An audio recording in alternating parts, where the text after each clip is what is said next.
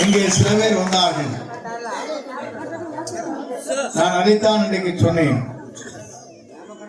ஒரு நாள் ஒருவரை ஏமாற்றி விடலாம், பல நாட்கள் ஏமாற்ற முடியாது.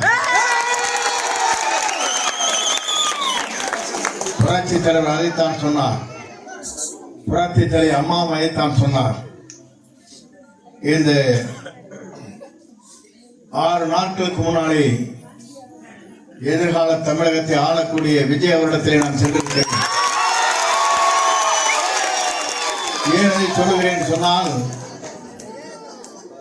30ஆம் தேதி இங்கே ஒரு கூட்டம் ஒன்று நடைபெற்றது. செங்கோட்டையனுக்கு பின்னாலே ஒருவர் கூட இல்லை என்றார். இங்கே பாருங்கள் எவ்வளவு பேர்.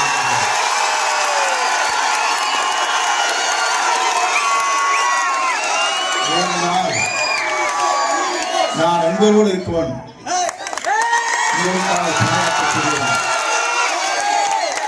உங்களுக்காக ஒரு சட்ட திருத்தத்தை கொண்டு வந்தேன். 8ஆம் வகுப்பு முடித்திருந்தால் மட்டும்தான் லைசன்ஸ். இது உங்களுக்கு கொண்டு வந்த திட்டம் இன்றைக்கு தமிழகத்திலே மட்டும் இந்தியாவில் நீங்கள் 73 பேருக்காக கொண்டு வந்த திட்டம் 1 லட்சம் பேர் இன்றைக்கு தமிழ்நாட்டில். ஏன்னு சொன்னால் எவ்வளவு துன்பங்களும் இடர்பாடுகளை நீங்கள் பயணங்களை மேற்கொண்டீர்கள். அதே போல தமிழ்நாட்டில் இருந்து வரும் பயணங்களை மேற்கொண்டார்.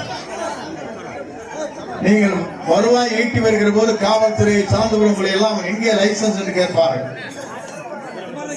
ஆனால் இந்த அதிகாரத்தை 73 பேர் மட்டுமல்ல 1 லட்சம் பேர் இந்தியாவிலே வாழ்கிறார்கள். விட்டுவிட நீங்கள் தான். நீங்கள் என்றால் அவர்களுக்கு அந்த வாய்ப்பு கிடைத்திருக்காது. நான் எதற்காக சொல்றேன் சொன்னால், இந்த புனித பெயரை வைத்திருப்பது புரட்சி தலைவர் எம்ஜிஆருடைய புனித பெயர். மக்களுக்காக வாழ்ந்தார், மக்களோடு திட்டங்களை நிறைவேற்றினார், தாயுள்ளத்தோடு எல்லோரையும் வாழ வைத்தார். அம்மாவும் அதைத்தான் செய்தார்கள்.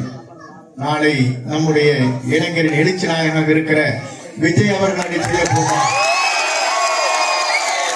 நான் எதற்காக இதை சொல்கிறேன் சொன்னால், எல்லோரும் நினைத்தார்கள் என்னை இந்த இயக்கத்தில் இருந்து நீக்குவது மட்டுமல்ல, இந்த இயக்கத்திலே மட்டுமல்ல உங்களுக்கு உழைப்பதை இருந்து என்னை அந்த இடத்திலே இடர்பாடுகளை உருவாக்க வேண்டும் சில பேர் கனவு கண்டார்கள். இனி செங்கோட்டையின் மேலே வர முடியாது என்று நினைத்தார்கள். அன்னைக்கு கூடிய கூட்டம் 5000 பேரை கூட்டுவதற்கு 1 கோடி ரூபாய் செலவு. ஆனால் 1 ரூபாய் கூட செலவு செய்யாமல் இன்றைக்கு 5000 பேர் இங்கே இருக்கிறீர்கள்.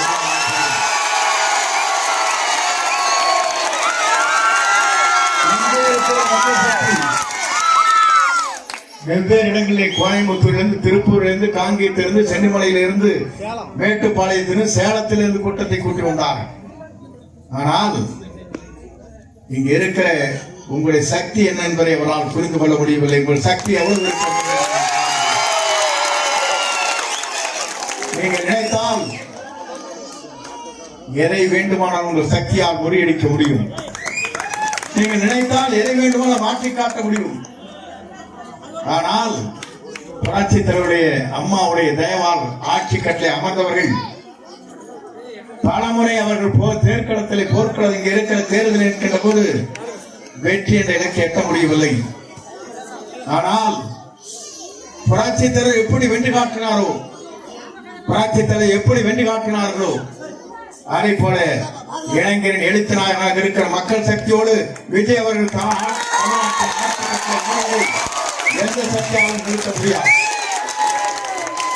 இதை போர் புரிந்து கொண்டிருப்பார்கள். ஏனென்று சொன்னால், அன்றைக்கு சொன்னார்கள், நாமக்கல் நடைபெறும் நிகழ்ச்சியில் பெரிய கட்சி நம்மிடத்திலே வந்துவிட்டது, அங்கே கொடி அசைத்துக் கொண்டிருக்கிறார்கள், பாருங்கள் பிள்ளையார் சொல்லி போட்டு விட்டது என்று சொன்னார்கள். இப்போது பிள்ளையார் சொல்லி அல்ல, வேறு சொல்லி போடப்பட்டிருக்கிறது. நாளை சொல்வதற்கு கனவு கண்டார்கள். எல்லோருடைய முதுகை ஏறி சவாரி செய்யலாம் என்று சில பேர் கனவு கண்டார்கள். ஆனால் மக்களாக இருக்கிற உங்கள் சக்தி விஜய் அவர்களை தமிழ்நாட்டுடைய முதலமைச்சராக ஆட்சி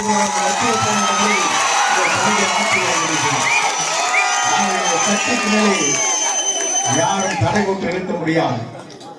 சொல்வார்கள், காற்றை சுவரிழுத்து தடுத்து விட முடியாது, கடலை அணை போட்டு தடுத்து விட முடியாது, இமயத்தை எறும்புகளால் தேய்த்து விட முடியாது. அதை போல உங்கள் சக்தி என்பது இந்திய நாட்டின் வரலாற்றில் ஒரு பெரும் மாற்றத்தை உருவாக்குற சக்தியாக இந்த எம்ஜிஆர் ரகம் அமைய போகிறது. உங்கள் உழைப்பு என்பது உங்களுடைய உடலை ஓடுகிற ரத்தம் ஒன்றும், ஒவ்வொரு நீங்கள் சிந்துகிற ரத்தமும் தியாகத்தின் வடிவிலே இருக்கிறது. இந்த ஆலயத்திலே தான் இங்கே நான் பேசுகிறேன். யார் வந்தாலும் இந்த ஆலயத்திற்குள்ளே தான் இருந்து விட்டு செல்ல வேண்டுமே தவிர மற்றொரு இல்லத்திற்கு சென்று பேசிக்கலாம். கட்டுப்பாடு என்பது இங்கே தான் இருக்கிறது.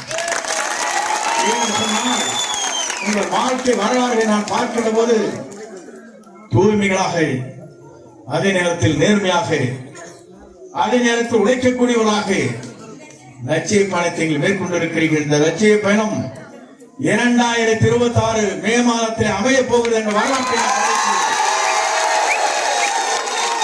இதற்காக நாம் அத்தனை பேரும் உழைப்போம். என்னை தேடி நீங்கள் வந்தீர்கள். அப்போது அங்கே கொடுக்கப்பட்டிருக்க இடம் சரியாக இல்லை, பெரிய இடத்தை தார வேண்டும் என்று எனக்கு செய்திகள் வந்த உடனே அங்கே சென்றேன்.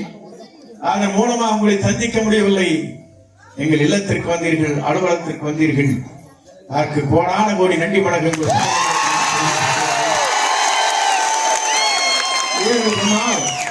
அப்போது இங்க இருக்கிற எல்லோரிடத்தில் நான் சொன்னேன், நீங்கள் வராதீர்கள், உங்களை நாடி நான் வருகிறேன் என்று சொன்னேன். சொன்னால் எதிர்கால தமிழகத்தை உருவாக்குவதற்கு இன்றைக்கு விஜயம் இடத்திலே தான் வருகிற 16ஆம் தேதி என்று கூட்டம் கூட இருக்கிறது. இந்த கூட்டத்தை பார்ப்பதற்கு பிறகு கொங்கு மண்டலமே வியக்க போகின்ற வரலாற்றை சொன்னால், இந்த வரலாற்றுக்கு சொந்தக்காரர் நீங்கள், வரலாற்றை படைக்கக்கூடியவர் நீங்கள். ஒரே ஒளி இவ்வளவு பேர், அவருக்கு இவ்வளவு பேர் ஆதரவு இருக்கிறது.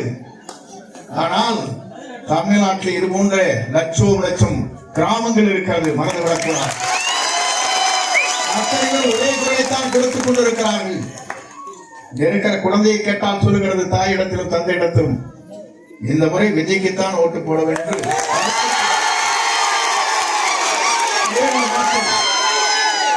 ஆண்டவரை ஆள வேண்டுமா? மற்றவருக்கு இந்த வாய்ப்பு கிடைக்க கூடாதா?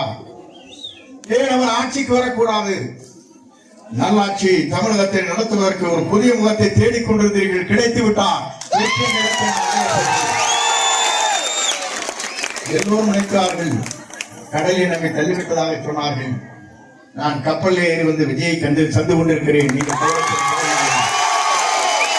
என்னை யாராலும் சாய்த்து விட முடியாது. சாய்த்து நினைத்தவர் சாய்ந்து போவார் என்பதை மட்டும்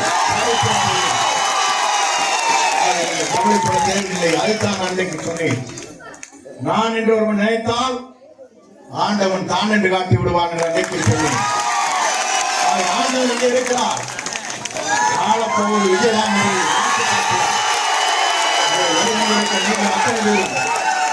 ஒரு மனதோடு என்றைக்கும் உங்கள் வாக்களை சிந்தாமல் சிதறாமல் வாக்கள் அளித்திருக்கிறீர்கள். நிறைவேறவில்லை. நமக்கு சின்னம் கிடைக்கப் போகிறது எனக்கு தெரியும். ஆனால் வெளியே சொல்லக்கூடாது. ஆணை வரும் வரையிலும் அந்த சின்னத்தை பார்த்ததற்கு பிறகுதான் நாடே வியக்கப் போகிறது, நாடே அஞ்ச போகிறது. ஏன் என்று சொன்னால் இவரை வெல்வதற்கு இனி தமிழகத்திலே எந்த வாருங்கள் வெற்றியை தேடித்தான் விடுதலை